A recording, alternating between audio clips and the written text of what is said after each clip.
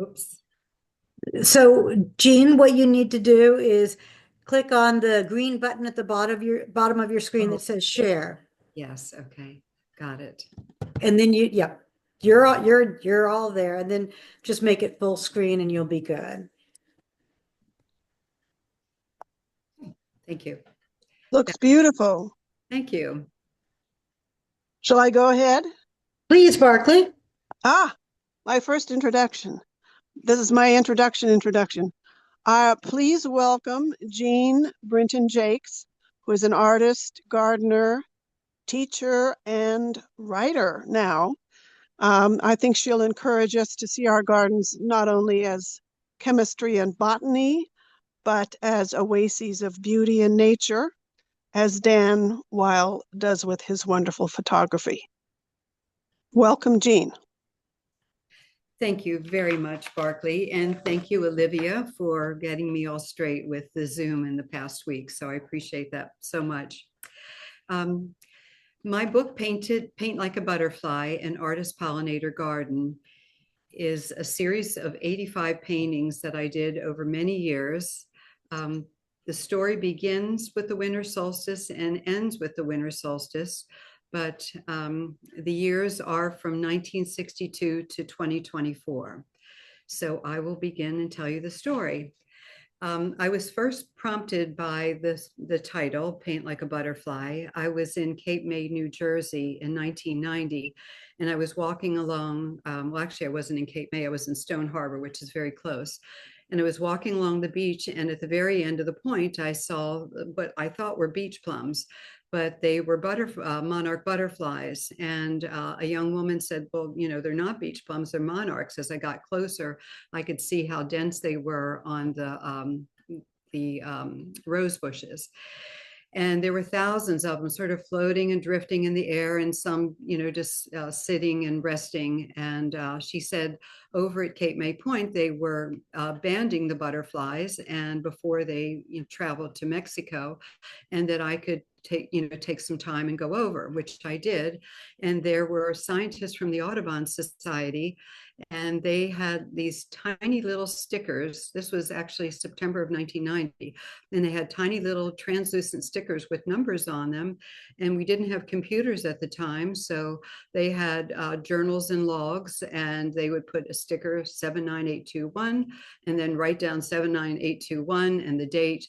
And they would take the proboscis and pull it out. And they had little cotton balls filled with sugar water, and the butterflies would nectar, and then they would just slowly fly off and probably rest for a while before they all took their journey to Mexico, which was 3,000 miles. And I had read that they did this sort of thing. I'd never seen a movie, I'd never seen it in person, but I can't tell you how it affected me to think this little creature that weighed less than an ounce could travel 3,000 miles without a map or GPS, which we didn't know that term at that time. And it greatly affected me. So hence, Paint Like a Butterfly. One of my students in the college said, I just can't paint, I'm having such difficulty, and how much water do I use? And I said, well, paint like a butterfly. And that was the beginning of it. So this cover page, my husband designed the book and designed um, the book and the copy and the writing. And one of my sons was an imaging specialist at National Geographic. So he helped with color. He's no longer there because there was some changes anyway. So, and our son in LA did a short video of my garden that when I had the book launch last November 1st, 2nd, and 3rd here at the garden in my studio, we showed that as well. So this female monarch is nectaring on Coreopteris bluebeard, and the proportions are correct for the chrysalis below her. And she had eclosed about 2 or 3 hours prior to this and dropped out of that beautiful little translucent chrysalis. And it's hard to imagine that she was like a little origami butterfly, just sort of folded up and neatly fell out head first, and then clung to the chrysalis, and then started nectaring on plants, nearby plants. Whoops, now why are you not going down? I'll figure this out, don't worry. There you go. So this is me painting in my garden in September a few years ago. This is my heirloom garden. The phlox that you see and the monarda are from my mom's garden. So a lot of these plants are 50 and 60 years old. So I really, I don't know exactly. I know that they're monarda and phlox, but oh goodness, wait a minute. I have to move this. Thank you. There. And so I find that these heirloom plants really have more nectaring insects than a lot of the other plants that I have in my garden.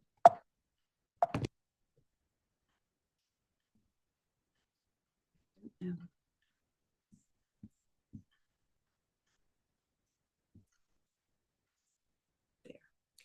This is a view from my studio of the garden and in snow. And I quite often paint en plein air in the winter as well. But this was such an interesting view that I just painted from, from the studio second floor.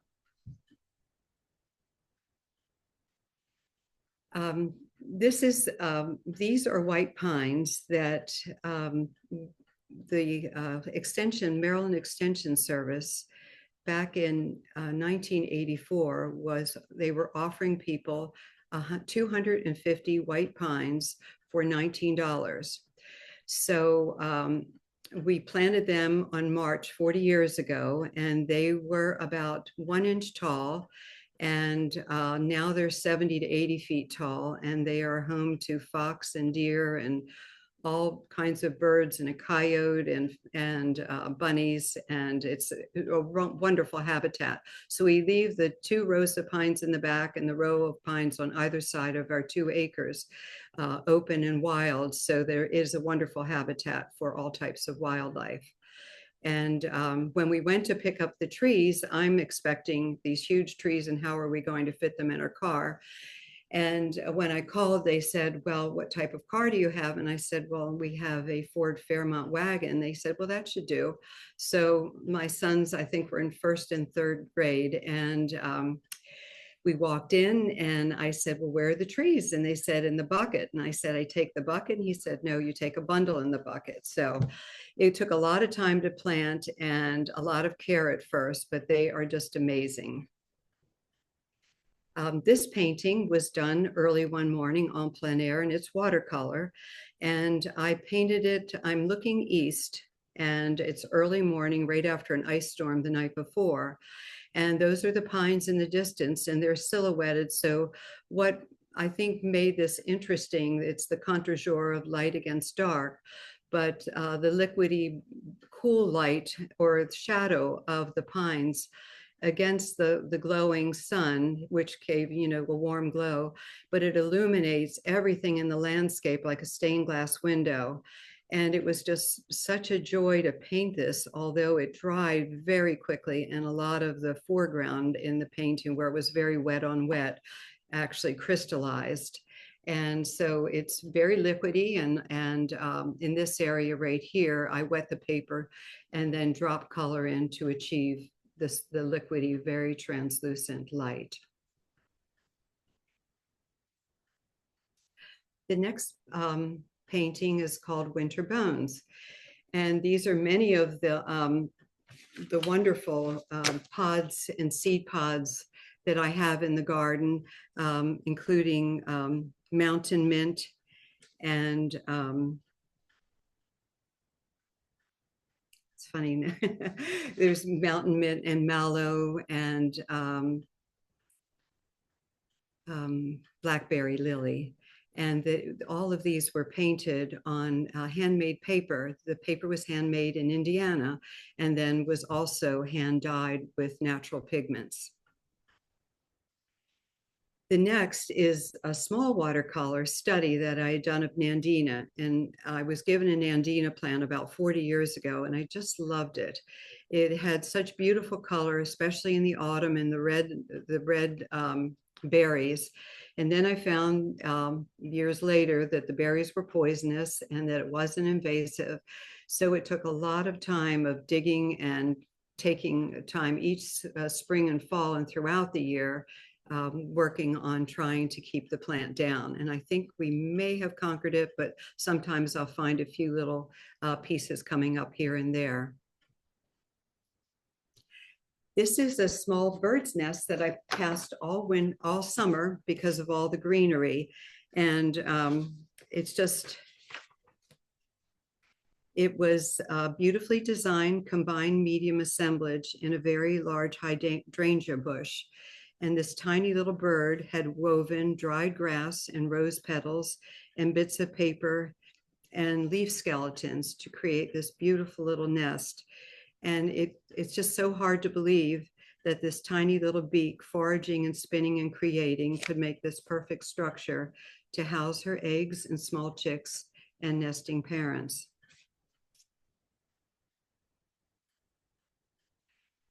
This is our dog Zoe, who is now 4, and we had gotten her at the beginning of COVID, and we had really missed having a dog. This is our 3rd standard poodle, and she loves the garden and likes to sniff around to get the news from what fox or deer had wandered through the garden. And she has her own unique view of the garden, so more of an understory view of squirrel and groundhog, fox, fawn, and rabbit. This is a small watercolor I did of spring crocus. And hopefully, probably some of you have crocus and other bulbs coming up in the early spring now or late winter. And this was a Valentine gift from my sons. And the crocus is an early source of pollen and nectar for bees that fly and emerge from hibernation.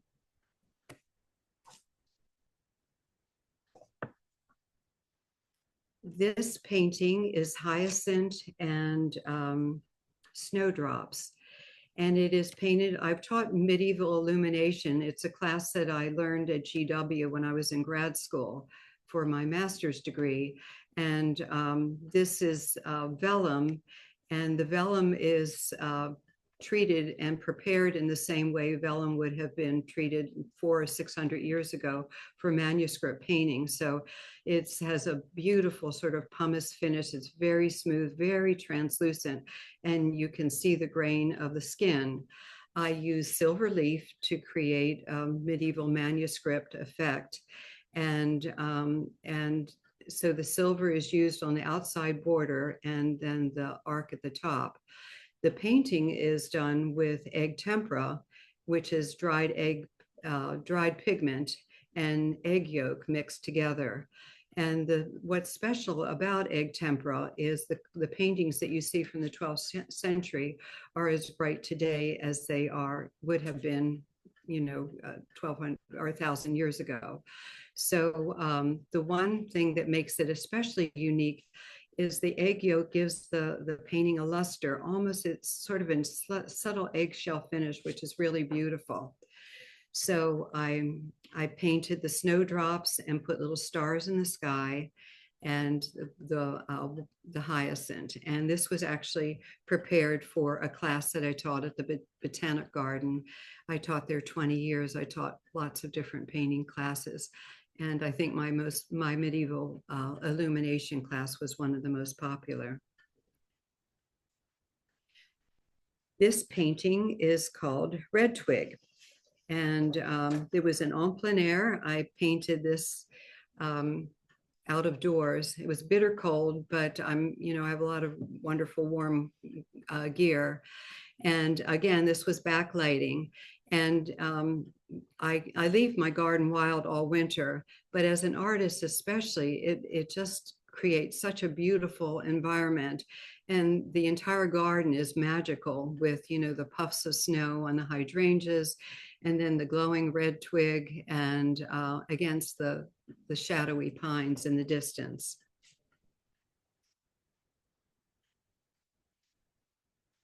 The next painting is Crow, and we have a gazebo in our backyard.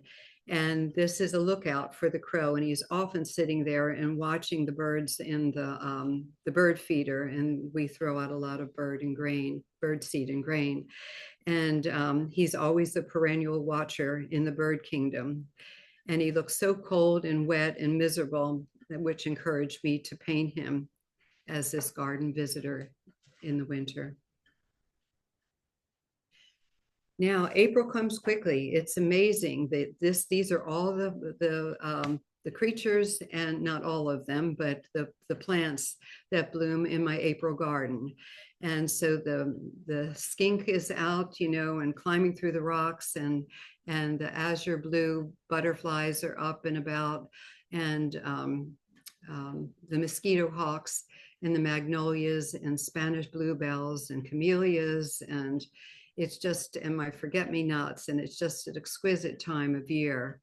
The garden is just, it's amazing to imagine that in 2 months from now, this is the way the backyard will look.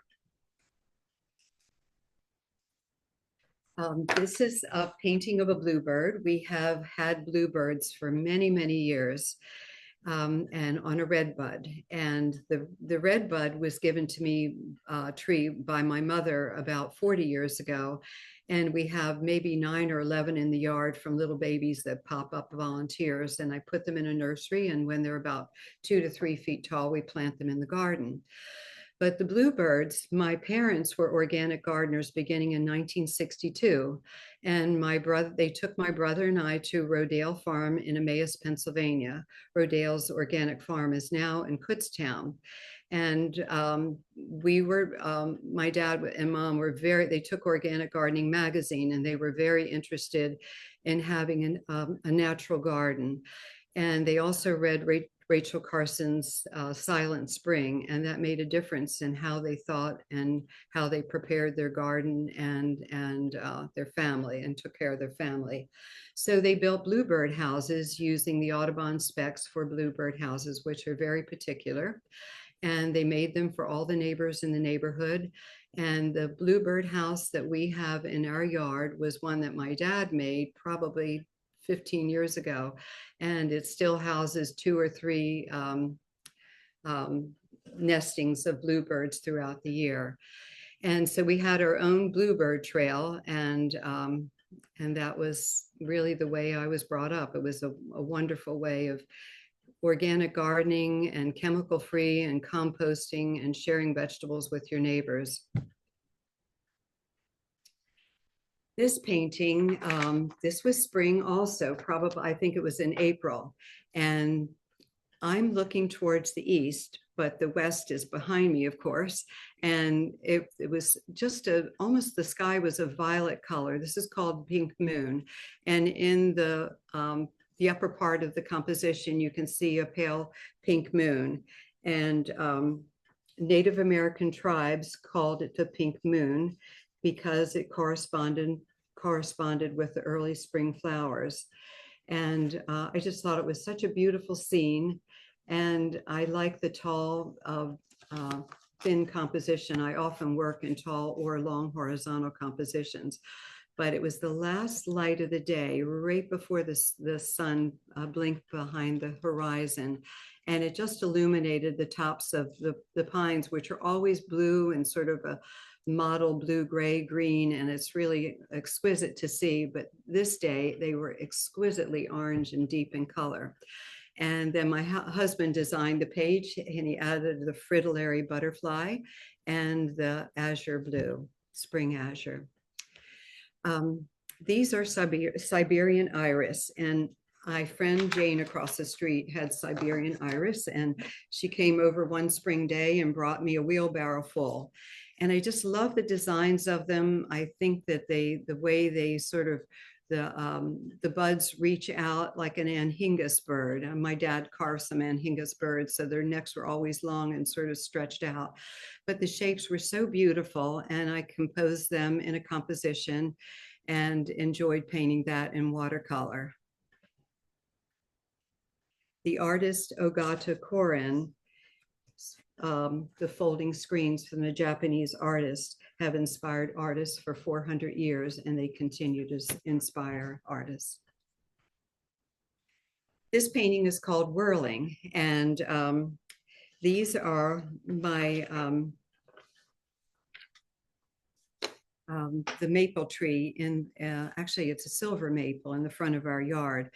And this in early 2020, when the winds were really strong in March, and these maple seeds were just blowing and would be flying through the air long distances. And it was just so beautiful. They looked like angel wings as they were floating and turning in the sky. And to capture what I think was the pollen in these areas, this is all painted with shell gold. And shell gold is named so because medieval artists and early artists stored their paint in shells, especially mussel shells. And they also stored their gold and silver leaf. And so it became a small palette for them that they could put in their paint box.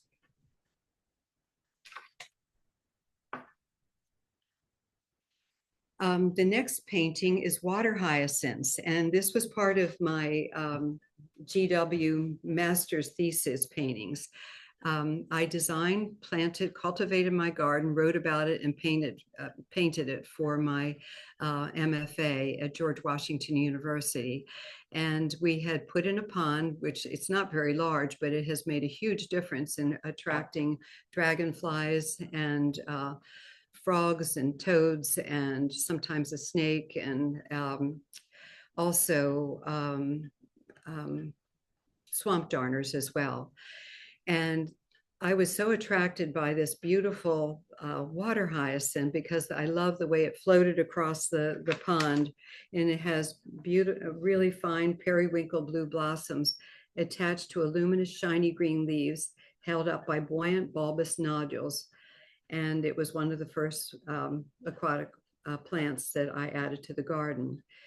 I was attracted to the way it sailed across the water to and from, and very soon this beautiful tropical plant consumed my water garden.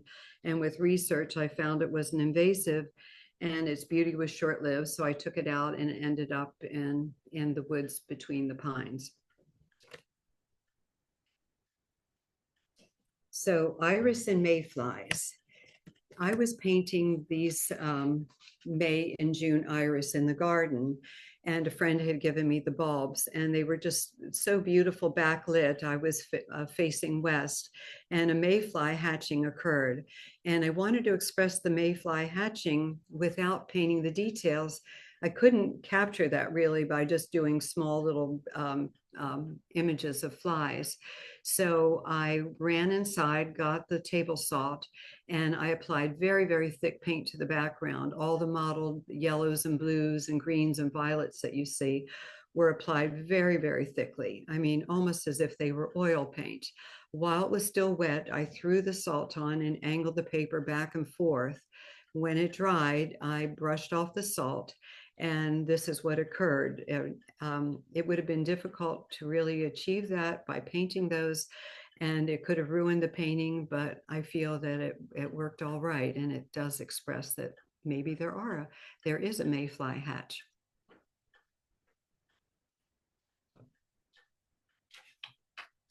This painting is of Deutzia, and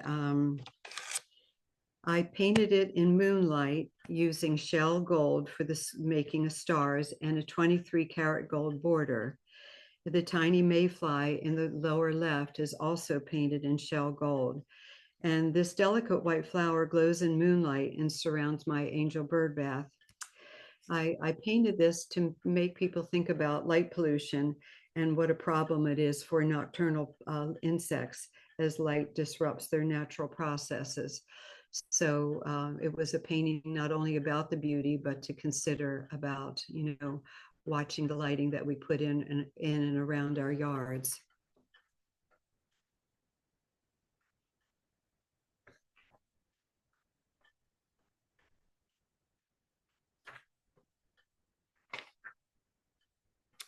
The next painting is False Caesar. And these little mushrooms were nestled in the grass next to the white pines. And they were a beautiful cluster of red-orange mushrooms with white bumps. There must be a symbiotic connection with the surrounding fir trees, as these fungi seem to prefer sheltered spots beneath the low-hanging boughs of our white pine windbreak. This was also painted on most of the paintings that you see with the deckled edge. This was handmade paper.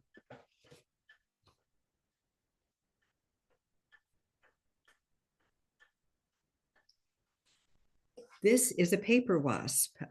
Insects responded to the warm, sunny days of April in 2020 and always, but especially we just felt like it was so wonderful that we could get out on the deck with COVID making it uncertain for everyone, you know, how we would manage being in the public. We emerged from our warm house to enjoy lunch on the deck. And this very handsome paper wasp joined us on the old pine table. And we watched her as she slowly cut fibers from the surface of the wood, rolling them in tiny tubes, taking them back and making a slurry and building her paper wasp. But what attracted me to all the insects that I painted, I would always see bees, but when I took the time to paint, and I had the time because all my classes were canceled, so I could really just paint and stay in my garden, I realized the complexities of these beautiful creatures and how unique each one of them are and how they contribute to the ecosystem. So it was just a wonder for me. And then in researching, I found out the historical backgrounds of so many of the plants and insects and animals that habitat our gardens, and the importance of them and how we should keep them safe by keeping an organic garden.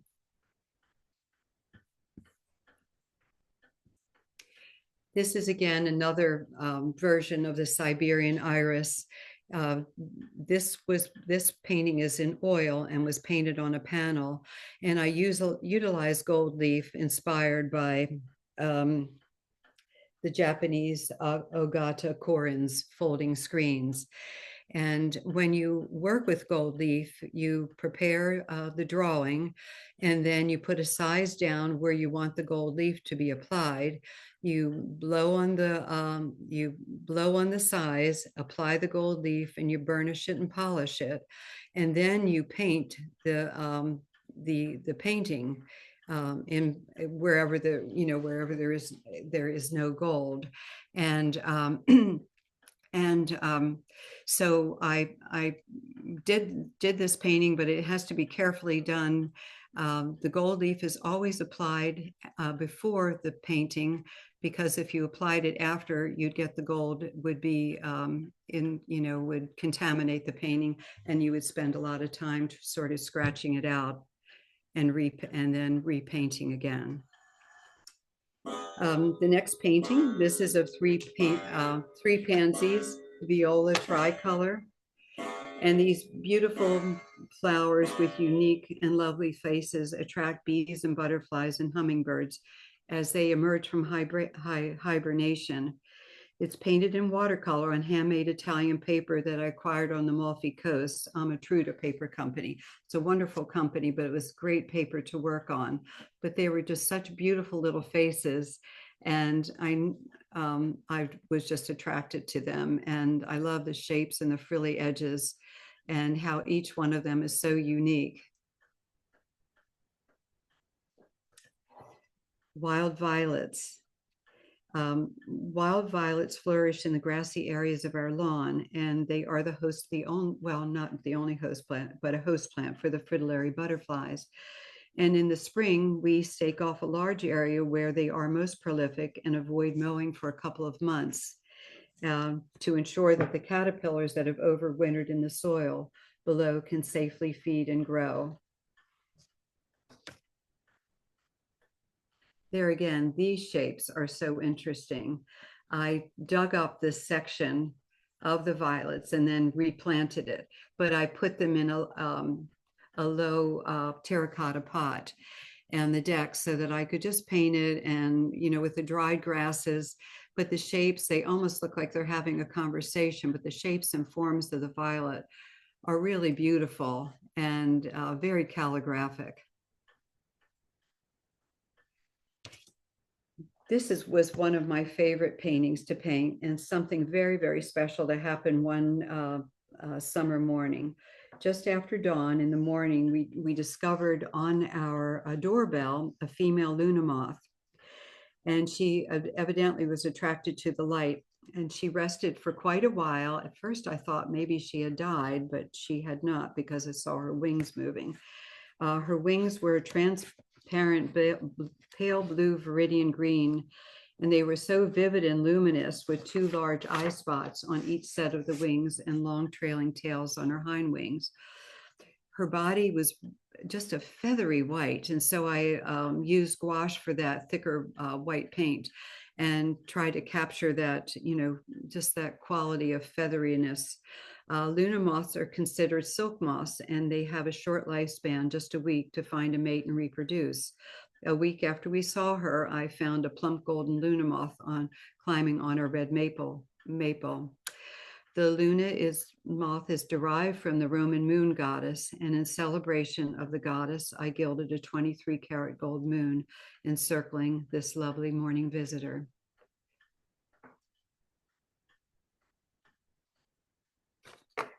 House wren. This is a house wren in our early spring redbud tree. And one early spring morning, actually it was right at the beginning of the COVID closure.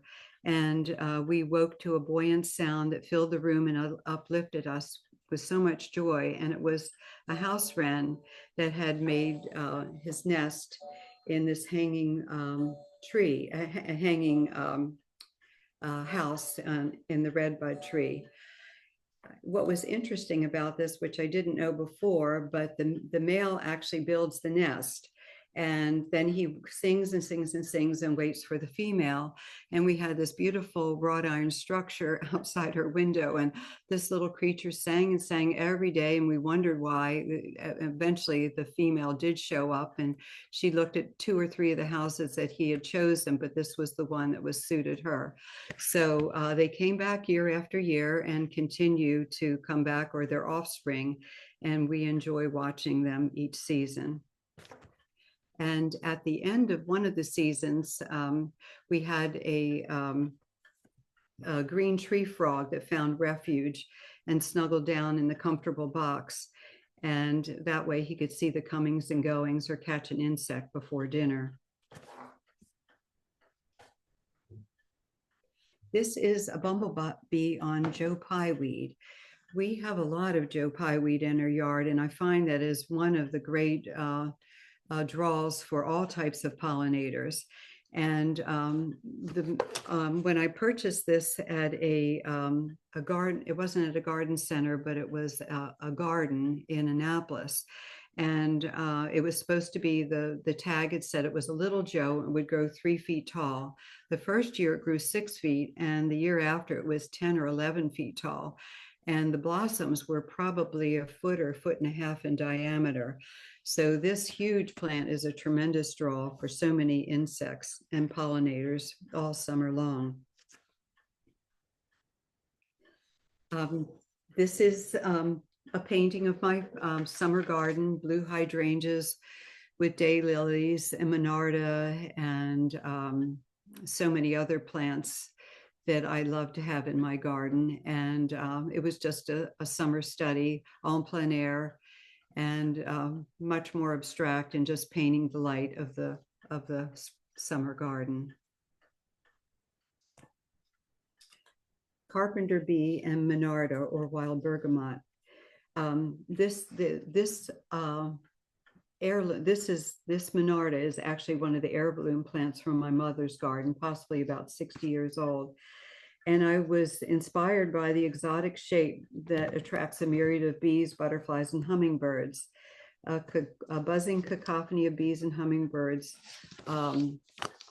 just wander throughout this heirloom bed that we have planted. And the monarda has spread quite a bit, but some of the flower heads are just, really remarkable. They're outstanding and almost look like fireworks.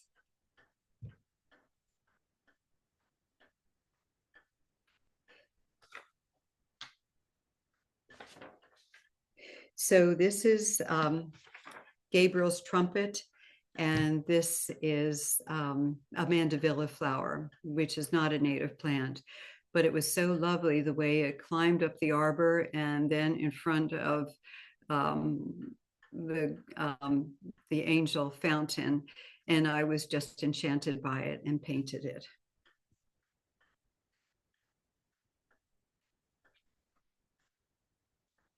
This is a painting titled Evening Primrose, and I acquired the primrose in the foreground from a church fete nearby, and the mock orange in the lower left, or mid composition left, is the mock orange from my grandmother's garden, so that is about 70 years old, and then the New Dawn rose bush off to the right.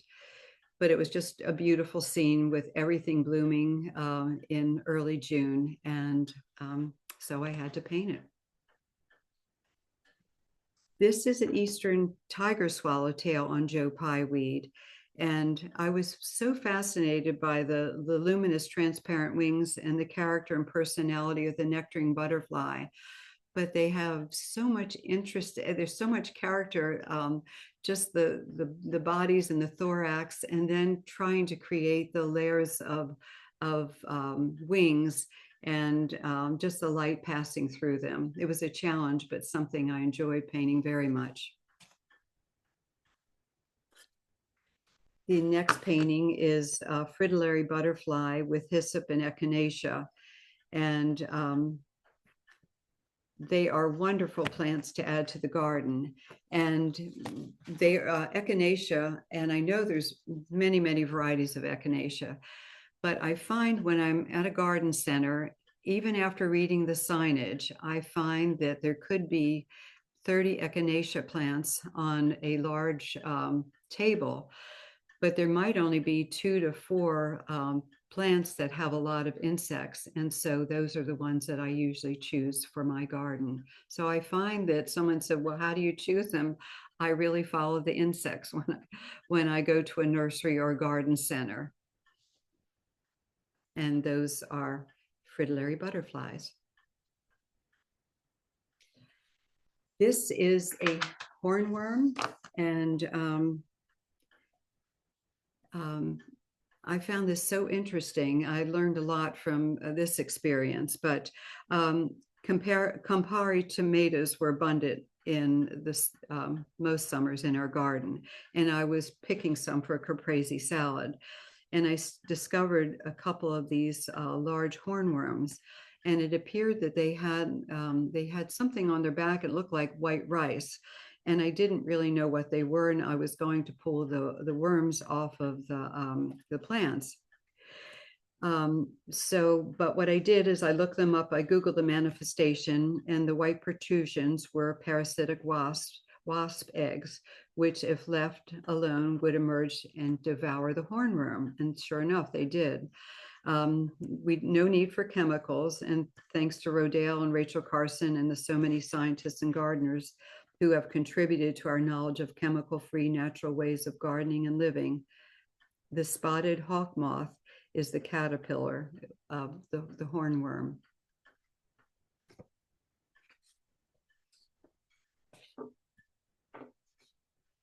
Japanese beetles.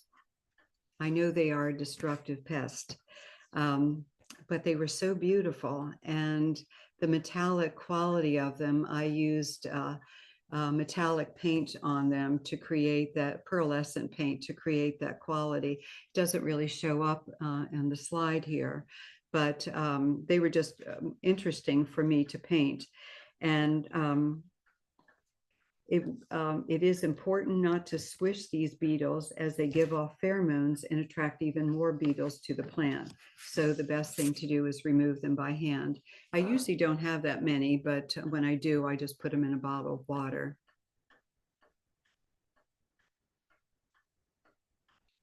We can often hear a pileated woodpecker in our garden now, so that is a wonderful contribution. But this was a small one. I think it must have been a young pileated woodpecker. And he was walking on the path in the pine trees. And as I was looking, I saw this little red head going up and down, walking down the path. And so there's always something interesting to see in the garden. I have two paintings of the Brinton-Jaecks 2021 cicadas.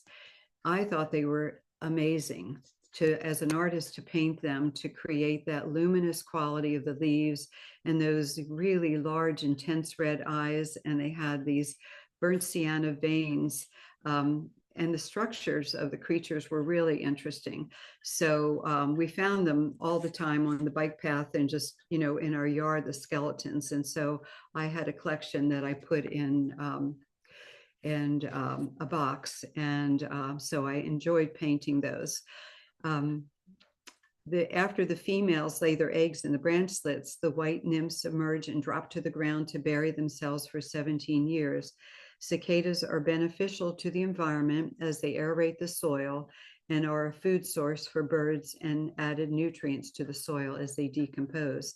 And that year, there were a lot of birds had an abundance food source with the cicadas.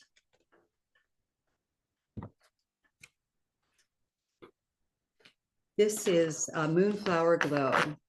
I've been planting moonflowers for years, and it's just such an amazing plant that blooms at sunset and then dies at dawn.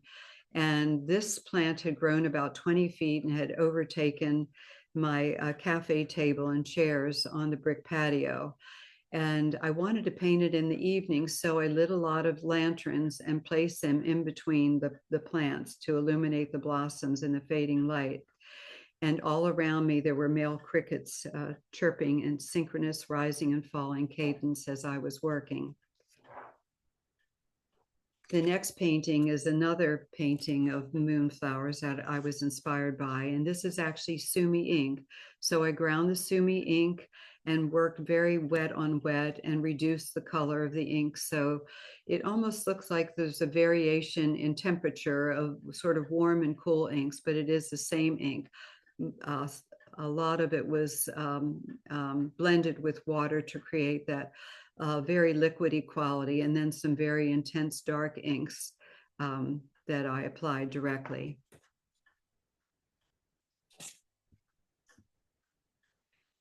This next, I titled this painting Oswego Tea and Honeybee. And this expressive Monarda blossom was an anomaly from all the other garden plants.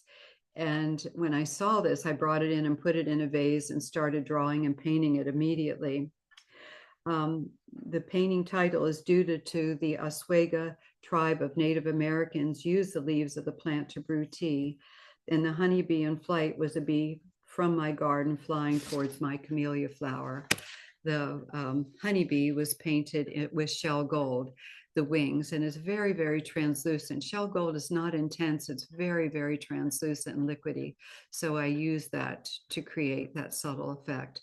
But it was just a remarkable little plant.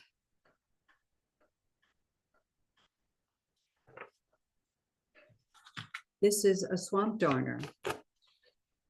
This little beautiful swamp darter had quietly died on a warm rock next to my aquatic garden. The movement of the water from the upper pond to the lower attracts a myriad of extraordinary flying insects. The beauty with the metallic wings and luminous green stripes and blue metallic rings glowed in the sunlight. Its nature is just really extraordinary, and I use metallic inks to capture that, to capture the blue luminosity. He must have died shortly before this because he still had the brilliant blue and the green, but then again, he was put in my specimen box. Chambered nautilus. I often put shells in my garden because we were covered by the sea at one time. So whenever I find beautiful shells, I put them in my garden. And nasturtiums are a favorite plant of mine, and I love the structure of them. So I painted this quiet little still life in the garden. And I utilized some salt in the lower left to create some texture and a different quality with the light. Nymphaea. This is, I did a large series of water lily paintings over one summer. The paintings were created actually on elephant-sized watercolor sheets, which are 26 by 40 inches. And I didn't have an easel large enough outdoors to work from, so I ended up putting it on the brick patio and jumping back and forth from one side to the other to keep the paint fluid and moving. These beautiful blossoms drift across the pond, and I was as interested in expressing the patterns of the clouds as painting the plants. I used wet on wet techniques so that the colors would blend and merge to create a liquid light quality. This is the common white-tailed dragonfly. And this painting, on one of my afternoon walks, I found this resting on the trail, thinking maybe it was just resting in the warm light, but it had died. And I took the specimen in and put it on white paper and drew and painted this dragonfly. It's amazing. I don't think I ever really, until I started painting these beautiful insects, I find them everywhere. And so I have a large collection in my specimen box. Metamorphosis. My flowers, I plant a lot of swamp milkweed and a variety of milkweeds.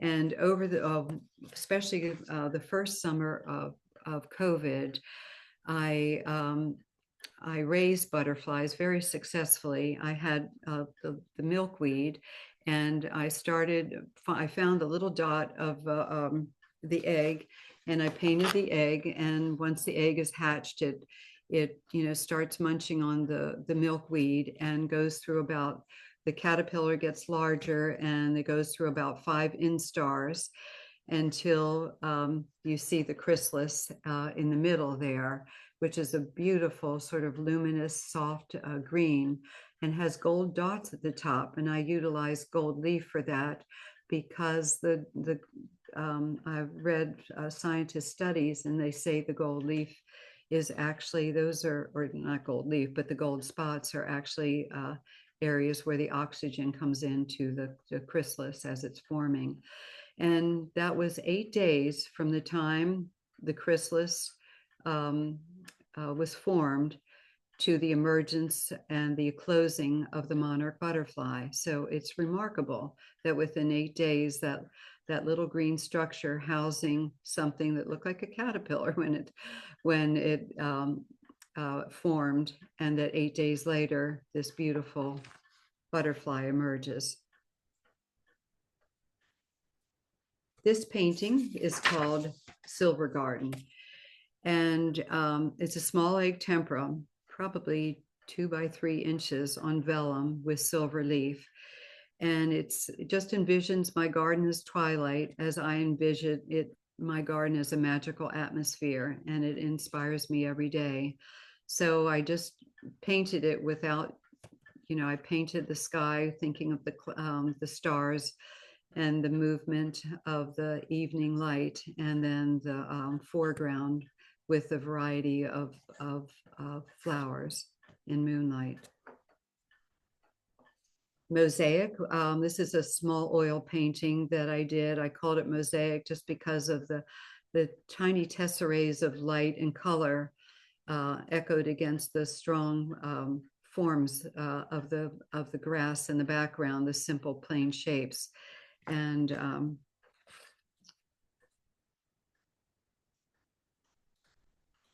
this is an Eastern black swallowtail, and this small egg tempera was painted on a panel and is framed in a handmade wooden frame. I carefully drew the butterfly and cherry blossoms, applied the gold leaf on panel, and carefully painted many layers of egg tempera paint with egg yolk and dried pigment. This egg tempera technique was used by artists in the 12th century. This is another image. It's probably the earliest image that I did in my garden here. 40 years ago, and that is of the Angel Fountain and an Alla Prima painting in watercolor. Grasshoppers. They are extraordinary creatures. This beautiful little grasshopper looked like a little metallic machine with long jointed legs and was very complex, and it just moved back and forth and back and forth. And I had to take a photograph of it because he flew off in a couple of minutes. But he was just such a interesting and intricate little machine, and he was so exquisite with all the varying shapes and the luminosity, the quality of the line was something that I really enjoyed painting, and another wonder of the garden. Kohlrabi. We planted kohlrabi, and it is a plant that has huge leaves, but it's an interesting sort of a nutty shape. But the structure of it I thought was very interesting when I brought it in to put in the salad. And it was one of the first plants that my parents planted, along with Jerusalem artichokes and 25 different kinds of lettuces back in 1962. And so my husband and I like to try different vegetables in our raised beds as well.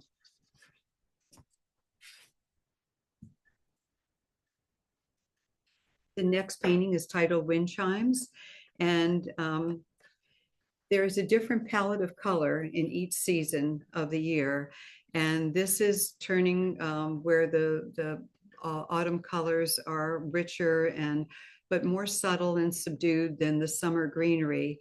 And I painted this in the garden, which looks very, very different from the summer and the winter garden.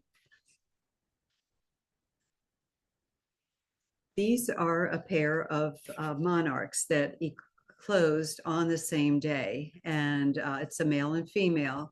The male has two scent sacs on the hind wing, and the female doesn't have any at all. And these were both painted with phlox and deutzia, and they are on wood panel with gold leaf. The next is I titled Ladybird or Ladybug. This exquisite small insect can consume over 5,000 aphids over its lifetime. One afternoon, my swamp milkweed was overrun with aphids, and I was concerned what I should do. Should I wash them off or brush them off? And the next morning, the plants were overrun with ladybugs, and they had consumed the aphids overnight. So that was the end of that problem. This painting is titled Chrysalis, and this is a painting in the upper left-hand corner. You'll see the chrysalis right before the butterfly emerges. The chrysalis turns very dark and translucent, and you can see this little origami butterfly sort of folded up very neatly in this chrysalis. Within seconds, it drops out, and the crumpled butterfly that you see was probably about 4 or 5 minutes old. What happens is the abdomen is really quite large, and the wings are very short and rumpled.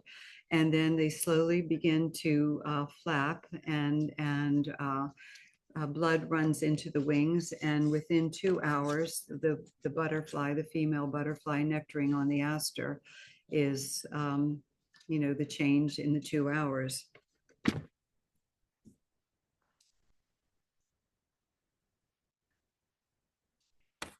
This painting is Eastern Black Swallowtail, and it is a gold leaf on panel with New England aster.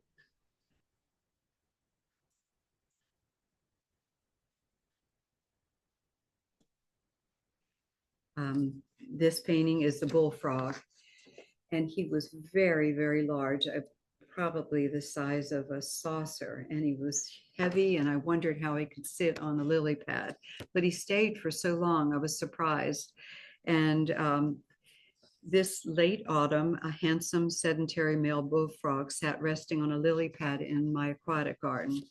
His dark chin and the size of his tympanium or external ear gave way to his sex. In males, the tympanium is larger than the eye. He watched me for a very long time. And so I did a quick thumbnail sketch and painted him later in my studio.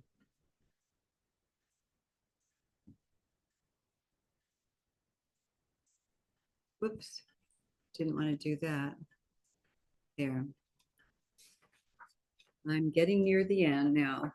So this is a Leonard Skipper on a geranium blossom. This beautiful skipper flits around our garden and rests on a geranium blossom. And it's just such an extraordinary little butterfly, but you see there's many, many varieties of them, but it just had such a personality in this little hairy head. And each insect that I paint has such character, and each is just very distinctive. So it's a pleasure to paint them. The next painting, this was actually a painting class again that I was teaching at the U.S. Botanic Garden on painting in glare and egg tempera. Glare is a medieval technique like egg tempera, and glare is whipped egg white with dry pigment, and it's much more translucent, and you don't have the eggshell luster that you have with egg tempera. But it is this circumdiscolor or pasture thistle was blooming behind the pine trees. So I gilded the 23 karat gold and painted the thistle using glare and whipped egg white. The glare is painted in many, many layers. You can see the flower head here. It's painted in many, many layers of color, varying colors of reds and violets and magentas. And then I added the damselfly, and the damselfly wings were painted with pigment and shell gold. Winter light.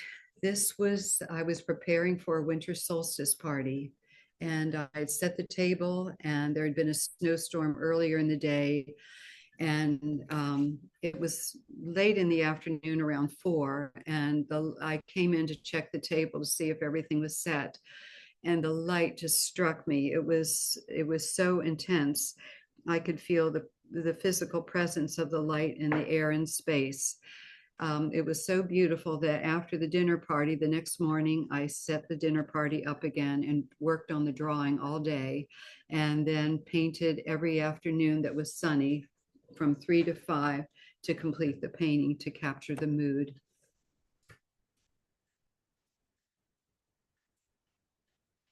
Snow Angel, this small clay figure is all that remains of a once stately fountain that has fallen into disrepair. So we're getting towards the winter solstice again. So a piebald deer, I had never seen a piebald deer. I didn't know what it was. This deer wandered through our garden in December, and she walked really slowly. Her head was down, and she looked like she had every step was an effort.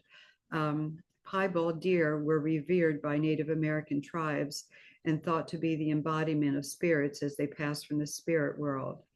And but I felt that she had been banned from the herd and was just so quiet, walking quietly through. She was all white with gray and brown spots. So I wasn't sure it was a cow at first, but then I realized it was a deer. And I'm very thankful for all the creatures that pass through my garden. The next painting is Snow Flurries, and this was painted out on a cold winter morning. Light snow turned ice pellets and sort of blended the watercolor. And as nature had a hand in the blending of the pigment, I felt that it was more important to leave it natural than to go in and tidy up and make the drawing strong. So I left it as it was. This is an aerial view of our garden. Our pines border 3 sides, 2 rows in the back and 1 on each side. And the aerial view illustrates the native flower, bushes, and trees in amber and gold, highlighting our pollinator-friendly islands. that provide nectar from late February to November. And this is our rondelle bed. I made a key of many of the plants. I find that I plant plants, but birds and insects plant as many plants in my garden as I do. So there's always welcome visitors and volunteers. This was such a beautiful painting. This was a lichen, this beautiful tree lichen created a lovely mandala on our mailbox. And so I painted it. And this is me painting the winter garden. This is painting snow flurries. And the snow was coming down. It got to the point where it was really quite an ice storm. And we are at the end, Paint Like a Butterfly, an artist pollinator garden. And I hope you've enjoyed my garden series. And if you have any questions ever, you're welcome to email me at jeanbrinton-jacks@gmail.com. So. That was amazing and transformational.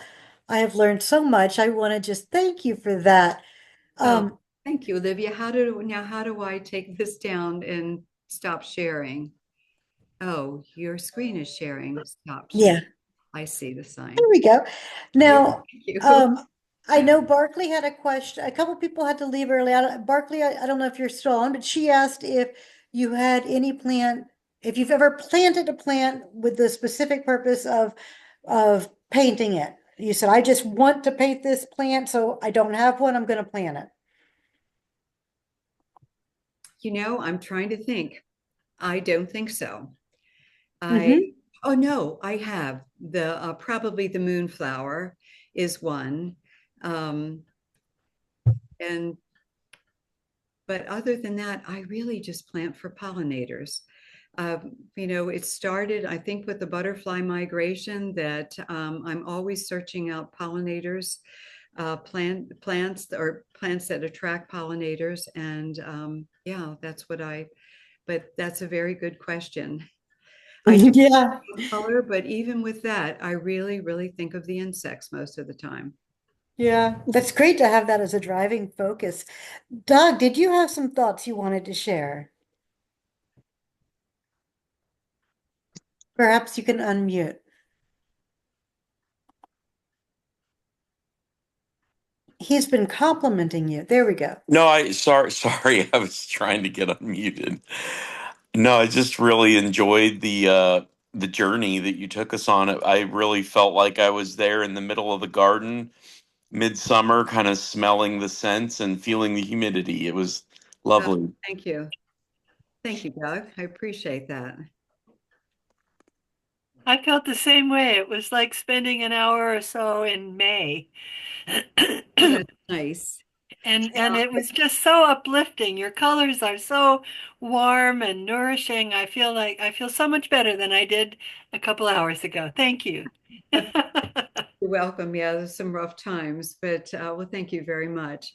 And our garden does bring us a lot of joy, and we do all the gardening. So after our show last year, I started thinking about what we could do. So we put in 3 new, very large beds, put manure in them, and a week later flew out to California to visit our grandchildren, our son and his wife. So we are busy all the time, but we're planning now what we'll put in the spring garden and start again next month. But thank you. Good luck. Thank you so much, Jean. That was just wonderful. Oh, thank you, Barkley. So well, thank you all for joining me. I really appreciate it. And thank you both, Barkley and Olivia, for inviting me. It's been a very nice experience. Thank you so much. We're going to post this. I'll stop the recording and we'll post it on the YouTube channel, and I'll send you an email about that so that you can know where to link to that. Oh, okay. Thank you so much for sharing with us. All right. This has been wonderful. Thank you. Okay. All Thank right. you all.